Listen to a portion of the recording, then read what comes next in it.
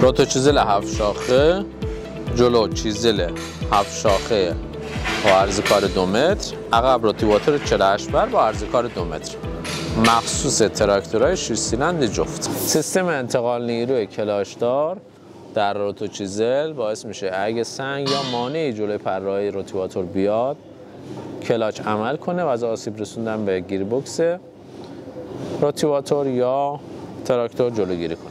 در این دستگاه چیزل به صورت مجزا و روتیواتور به صورت مجزا قابلیت استفاده رو داره. برای تنظیم عمق چیزل از این بازو وسط تراکتور استفاده میکنه. اگه بازو جمع‌تر بشه عمقی که کار میکنه چیزلا بیشتر و اگه بازو بازتر بشه عمق کار پایه های چیزل کمتر بشه. برای تنظیم عمق کار روتیواتور میتونین از این استفاده کنین، این بره پایین‌تر عمق کارش کمتر بیاد، بالاتر عمق کارش بیشتر بشه. سیستم انتقال نیرو در روتیواتور دنده‌ای هست، نیاز به رگلاژ نداره. تو مدل زنجیری رگلاژ میونه، این نیاز به رگلاژ نداره. هرچی این فنر فشرده‌تر بشه کوله‌خواهی بعد از روتو چیزل بزرگتر خواهد بود، هرچی فنر بازتر بشه کوله‌خواه ریزتر خواهد شد.